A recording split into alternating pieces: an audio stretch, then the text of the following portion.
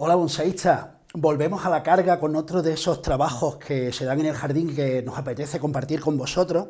En este caso, como seguimos en esa idea de los caducos, en ese trabajo sobre los Neyikans, fijaros material que tenemos aquí en el jardín hace una temporada y fijaros porque a diferencia de, en esta otoñada, a diferencia de otro caduco, podéis ver cómo una de las dos partes del árbol está mucho más verde que la otra y ese fenómeno, hablábamos en otros vídeos de ellos, el fenómeno de la marcescencia, porque ello está condicionado por la forma en que nosotros lo hemos cultivado. De hecho, tiene una explicación muy lógica, mientras que las hojas de este lado, que estaban a la cara norte, estaban escondidas y no le ha dado el sol durante gran parte del otoño, han acelerado ese proceso. Fijaros, están marchitas y caen solo con tocar la rama, mientras que aquellas verdes, evidentemente, allí ha tenido muchísima más sol, más luz y, por lo tanto, la marcescencia ha hecho esa fenomenología y ha mantenido mucho más verde aquella parte de la planta, haciendo la fotosíntesis. Así que, bueno, vamos como siempre con el trabajo pues que procedemos a hacer y, como siempre, vamos a desfoliarlo para ver y estudiar la estructura. En esa marcescencia de la que os hablaba al principio, fijaros con qué facilidad, os decía, se caen las hojas que están, y las amarillas, las que están, esas ya están marchitas, pero fijaros aquí en este lateral, aquí las tenemos una otoñada perfecta, ¿la veis? Ese sería el momento, el ichigo-ichie, como dicen los japoneses, y fijaros, se desprenden con suma facilidad. No se caen todavía, pero se desprenden con suma facilidad. Sin embargo, las ramas que aún contienen esa marcescencia, lo veis porque han recibido esa cantidad de luz. Fijaros, incluso, no sé si se escuchará, en la fuerza que todavía tiene el peciolo, mientras que en una rama que está totalmente otoñada, se desprenden con mucha más facilidad. Nacho, Sí. hay un pequeño debate, sin importancia, pero bueno, ahí está. Que es, a la hora de foliar, ¿tenemos que tirar de la hoja hacia adelante o hacia atrás? Bueno, pues depende, yo creo que eso depende un poco de la especie y del cultivo. Me explico. No sé, en este caso las quito hacia atrás para no pincharme.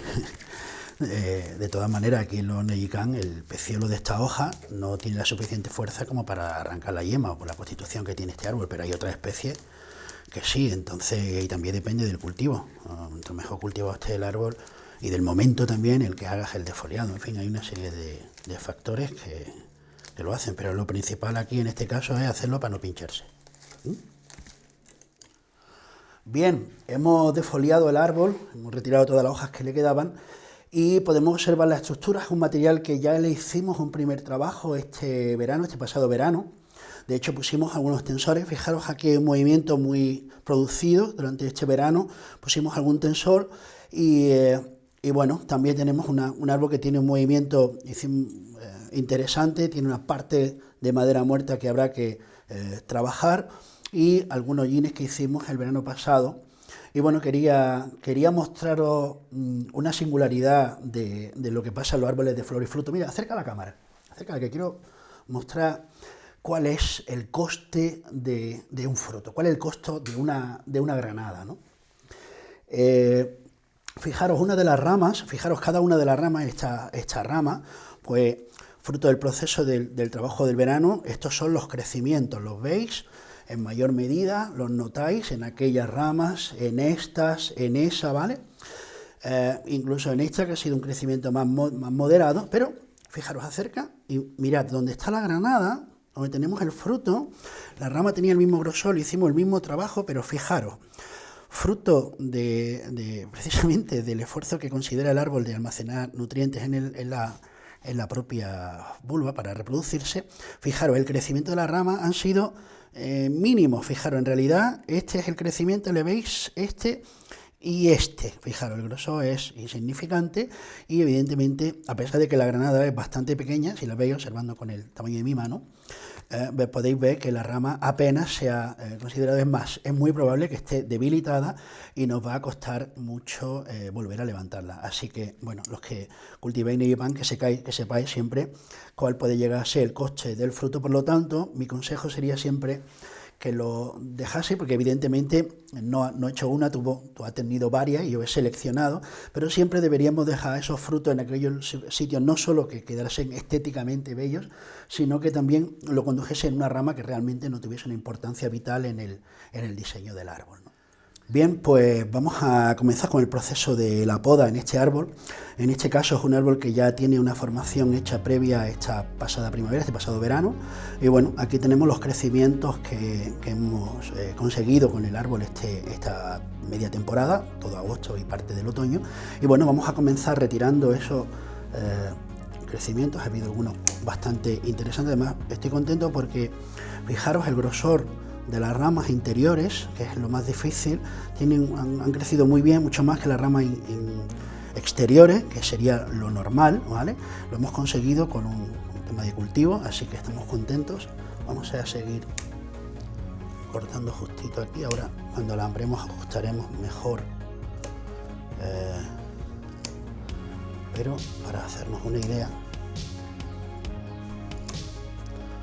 a dejarlo bien más largo de lo normal y ahora después damos una poda más ajustada si fuese necesario cuando comencemos el proceso del alambrado, ¿no?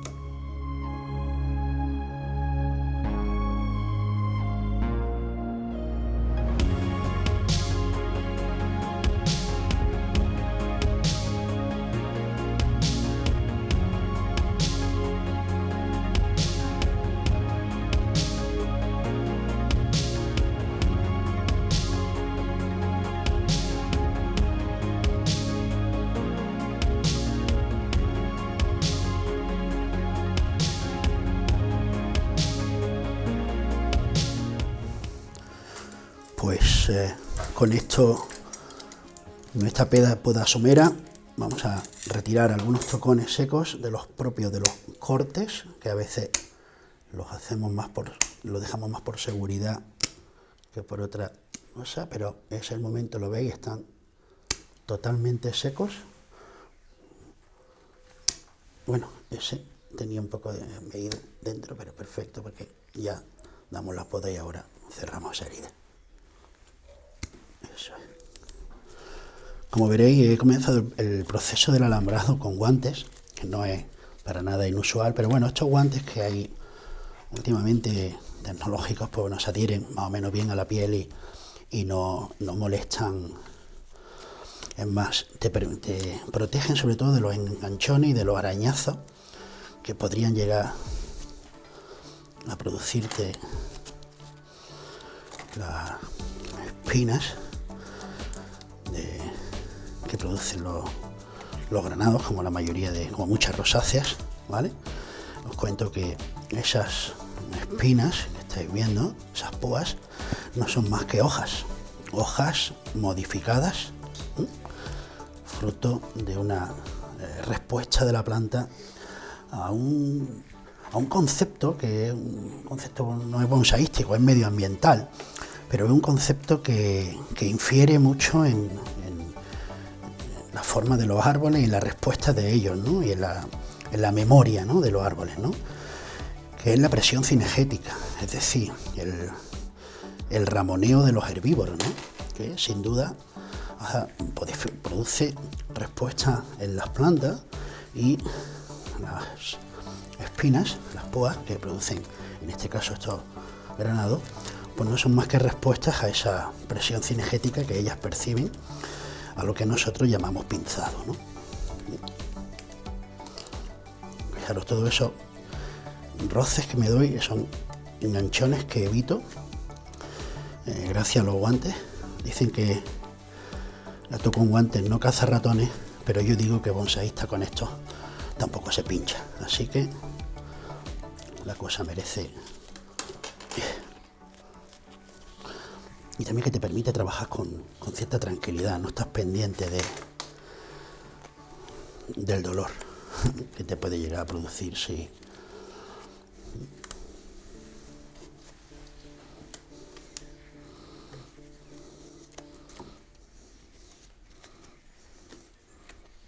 Eso es.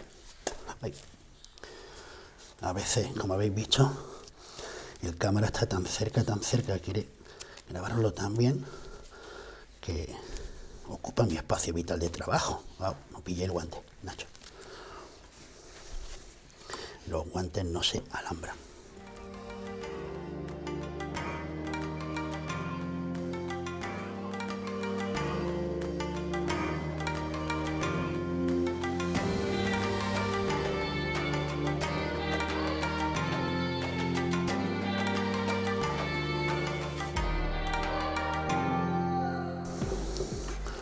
Como veis, me tomo muchas molestias en colocar bien el anclaje, porque para mí es fundamental ese concepto que nos va a facilitar